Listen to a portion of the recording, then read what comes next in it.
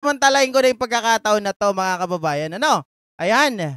Mga ka-GPnatics, itong si Digong Duterte ay nalalapit na po ang confirmation of charges ngayong September 23, mga kababayan, 2025.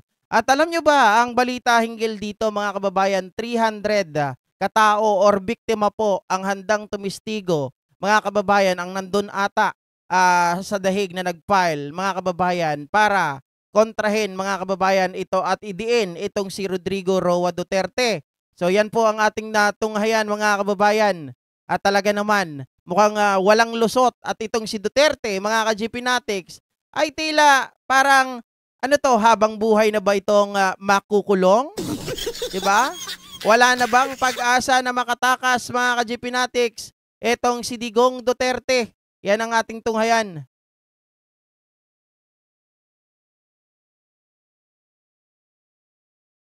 Teka.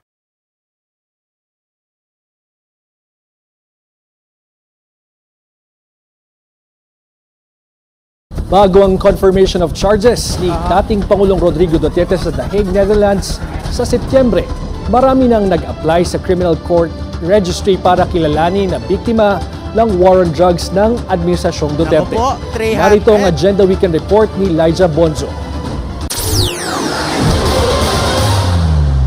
Mahigit 300 na ang nag-apply sa International Criminal Court Registry para kilalanin na biktima sa madugong war on drugs ni dating Pangulong Rodrigo Duterte na basihan sa hinaharap na kasong Crimes Against Humanity sa ICC. Kasama kasi sa... Kaya siguro mga kababayan, on and off sila sa ginagawa nila na mag-file ng interim release, di ba? Ganon ang ginagawa nila ngayon na diskarte, mga kababayan, on and off. Ititigil nila, tapos i-ready na naman nila, tapos ititigil na naman nila. Mukhang gusto talaga nito mga to ay kakaiba at nabalitaan naman natin nung nakaraan, mga ka-GPnatics, sa pamamagitan po ng pahayag ni Sara, ay mukhang gusto nilang mangyari, i-jailbreak po nila at patakasin itong si Digong Duterte na nananawagan pa nga, mga kababayan, na yung 16 million daw ay magsama-sama para patakasin si Digong. Remember ha, yung 16 million na yan, hindi yan naman puro mayayaman yan. At hindi puro DDS ang bumoto kay Digong Duterte nung mga panahon ng 2016. Dahil tayo po ay naloko, tayo po ay mga kababayan, napasunod ni Aimee na iboto itong matandang ito. Diba? Tapos ngayon nga, gusto nilang sirain, may marching order ata kay Roque na do your thing, mga kababayan, na parang sirain daw ang ating Pangulo. Proseso ng pagdinig ang pakikibahagi ng mga biktima. Ayon pa sa registry, nakikipag-ugnayan na ang Victims Participation and Reparation Section para ipaalam at tulungan ang mga biktima, lalo na yung mga dati nang nakibahagi sa mga court proceeding. Kahit sa September 23 pa ang schedule ng confirmation of charges hearing ni FBRRD. Panawagan ng Rise Up for Life and for Rights, isang alyansa para sa mga Sabi ni Shine, subukan nilang i-jailbreak pag hindi ma-shoot to kill sila. Pag i-jailbreak sila, mga kababayan, ang tawag dito, tapos ko konti lang sila, nakikita nyo doon puro langgam. Yari ka! Diba? Paano nila may jailbreak yon?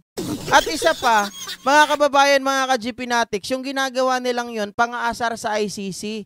It seems like to me, mga kababayan, na parang pag-asarin natin ang ICC para tuluyan ng hindi makalaya ang tatay ko. Parang sinasadya ni Sara na yung tatay niya ay maging sakripisyo na lang, mga ka-GPnatics, sa kanyang pagkakaupo bilang presidente sa 2028.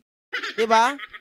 Biktima ng madugong war on drugs ng Duterte administration, umpisahan na ang trial. Matapos mag-file ang defense lawyer ni Duterte na si Nicholas Kaufman na i-renew ang request for interim release ng dating presidente. Biglang i-renew yung interim release, mga ka-GPnatics.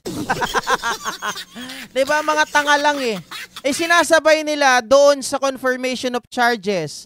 Mga ka-GPnatics, it is a delaying tactic na ginagawa ng mga Duterte camp. Noong Lunes.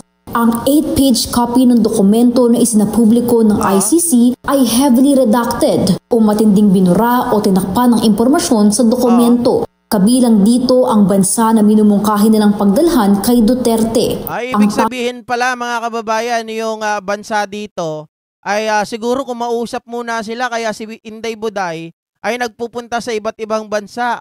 Siguro marahil kinakausap niya, pwede ba kayo na maging host namin sa interim release ng tatay ko? Pero wala tayong nakikita na mga kababayan, mga leader ng bansa na nagsasabi napakawalan si Digong, di ba? Ibig sabihin, lahat sila sumasang-ayon sa pagkakakulong ni Digong Duterte. Ang makikita lang ay ang continuous willingness nito to cooperate sa korte kung maaaprubahan ang request. At anumang objections ng prosecution sa redacted receiving country ay either negligible o negotiable lang. Siyempre, galit. Kasi po, nung pinatayan niya kami ng mahal sa buhay at nagmamakaawa yung mga ibang namatay, ay hindi niya binigyan ng pagkakataong mabuhay. Tama. Siya nga, mga kababayan, buhay pa hanggang ngayon, ilang taon na siya, di ba?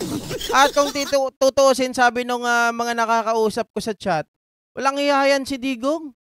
Lahat na ata ng vices sa buhay, babae, alak, fentanyl, Mary Jane, lahat na ata, kaperahan, trilyones, ang mga nakuha ng mga ito at ilang mga babae pa. Abing ganun, mabuti nga siya, buhay pa eh. Yung mga bata na pinagpapatay ng war on drugs, wala na. Mga kababayan, hindi na nila tawag dito, na experience na magkaroon ng asawa at mga anak. Tapos humihiling siya ng pansamantalang paglaya habang hinihintay siyang litisin. Tingin ng legal counsel ng mga biktima, delaying tactic na naman ito ng Duterte camp. Nakahanda na rin kasi sila sa pagdinig. Tiwala rin sila na handa na rin ang prosecution. Kuwento pa nila, August 3 nagsimula ang submission of application ng mga participating victims. Maaaring matapos ng ICC ang pagproseso sa mga ito sa loob ng 2 linggo o 1 buwan. Naku, baka mamaya tanungin na naman kayo niyan ha. Kala ko ba 30,000 ang biktima, bakit 300 lang ang nag-apply? Sasabihin ni Inday Buday, mga kababayan. Walang katotohanan, sabi sa inyo eh. Sabi nila 30,000 ang biktima, bakit 300 lang ang nag-apply? Isa ang 15-year-old na anak ni Emily sa mga naging biktima ng EJK. Aniya, hindi siya natatakot na humarap at ipaglaban ang hustisya para sa kanyang anak. Sana maging kasama na rin namin sila sa aming panawagan para sa hustisya sa mga mahal namin sa buhay. Kahit pa paano si Duterte, maayos ang higaan. Ang mga mahal namin sa buhay. Oy, masakit yun ha.